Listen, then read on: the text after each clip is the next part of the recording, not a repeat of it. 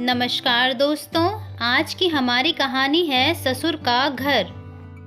रोहन और सीमा की नई नई शादी हुई थी। घर में ससुर यानी कि रोहन के पिता सुधीर जी और वे दोनों बस 3 ही लोग थे। इस घर को रोहन के माँ बाप ने जीवन भर पाई पाई जुटाकर बड़ी मेहनत और अरमानों से बनाया था, वरना आज के समय में मुंबई में घर बनाना तो दूर की बात है, किराए पर लेना भी बहुत बड़ी अचीवमेंट से कम नहीं है। जब रोहन कॉलेज में था तब माँ उन्हें और दुनिया को छोड़कर जा चुकी थी। एक काम वाली बाई सक्कू थी जो सुबह से लेकर शाम तक उनके घर का सारा काम करती थी। नई नई शादी हुई थी, इसलिए सक्कू बाई का दिन भर घर में रहना सीमा को अपनी प्राइवेसी में बाधा सा लगता था। इसलिए अब सक्कू बाई सुबह खाना बनाना, कपड़े और पोछा करने के बाद चली जाती और वापस शाम को आकर खाना बनाती। सक्कू बाई की दोपहर की गैर हाजिरी से कई छोटे मोटे काम दिखाई देने लगे, जिनमें से ज़्यादातर काम बिना कहे सुधीर जी ये सोचकर कर लिया करते कि बहू को मदद हो जाएगी, लेकिन बहू सोचती कि ससुर को औरतों के काम में दखल देने की आदत है। एक दिन मौका देखकर सीमा ने रोहन से कहा, क्यों ना हम बाबूजी को वृद्धाश्रम में भेज दें। सिर्फ एक बार पैसा भरना पड़ेगा और उन्हें भी अपनी उम्र के लोगों का साथ मिल जाएगा। हमें भी अपनी प्राइवेसी के बारे में ज़्यादा सोचना नहीं पड़ेगा। रोहन ने सीमा की बातों पर ज़्यादा ध्यान नहीं दिया। कुछ दिन ही बीते थे कि बाबूजी अपने दोस्तों के साथ एक हफ्ते के लिए टूर पर गए और इत्तेफाक से इसी दौरान सक्कू बाई भी छुट्टी पर थी। फिर क्या, सीमा को जैसा चाहिए था वैसा समय मिलने लगा।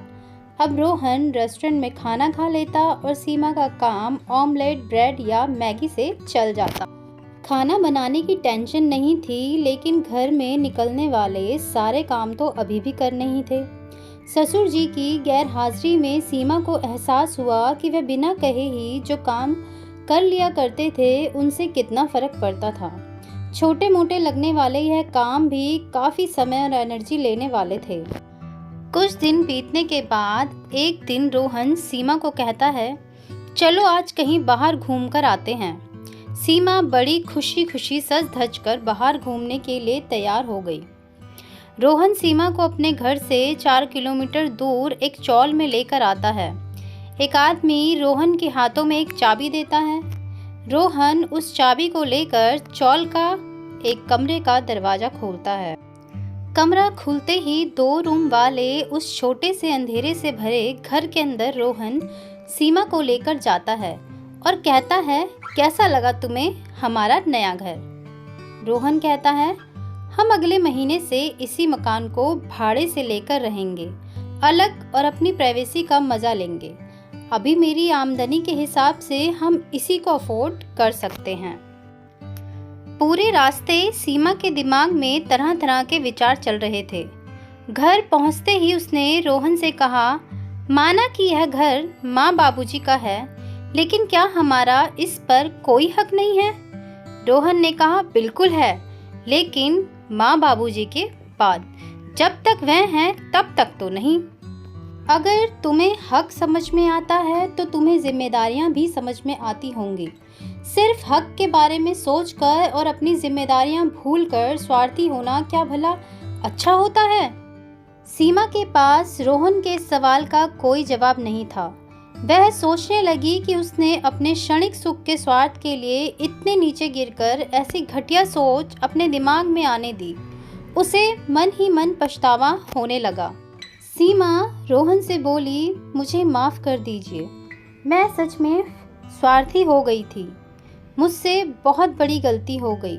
रोहन बोला, तुम्हें पछतावा हुआ, मेरे लिए यही काफ़ी है, मैं तुमसे नाराज़ नहीं हूँ। बेटे और बहू का यह वार्तालाप सुधीर जी दरवाजे पर खड़े होकर सुन रहे थे। उन्होंने आसमान की तरफ देखा और बोले, भाग्यवान तुम धन्य हो जो तुमने ऐसे बेटे को जन्म दिया है। उन्होंने दरवाज़ा खटखटाया। बहू ने दरवाज़ा खोला तो उनके हाथों में पकड़ी थैली से गरम गरम समोसों की सुगंध उसको आने लगी। ससुर ने अपनी बहू से कहा, वो कोने वाले हलवाई के पास से लाया हूँ, तुम्हें बहुत पसंद है ना। सीमा को अपने ससुर के प्रति विचार और ससुर के उसके प्रति प्यार, उन दोनों का फर्क समझ में आते ही उसकी आंखों में पश्चाताप के आंसू और चेहरे पर अपने परिवार के प्यार के कारण मुस्कान आ गई। दोस्तों, इंसानी दिमाग में दिन भर में हजारों विचार आते हैं, कुछ अच्छे कुछ बुरे, लेकिन किसी भी विचार को शब्दों में परिवर्तित करने से पहले उनको समझना बहुत ज़रूरी है। अक्सर विचार और वास्तविकता एक दूसरे से मेल नहीं खाते हैं। हमारे बुजुर्ग जो हमें बोझ लगते हैं, जिनसे हम बात बात में चिढ़ जाते हैं, और ऐसा इसलिए होता है क्योंकि हम स्वार्थी होकर सोचते हैं और हम उनके योगदान को समझ नहीं पाते। वे हमारे जीवन में बहुत अहम किरदार निभाते हैं। उम्मीद है दोस्तों, आपको आज की ये कहानी पसंद आई होगी। ऐसी ही और कहानियों के लिए हमारे चैनल को सब्सक्राइब करें।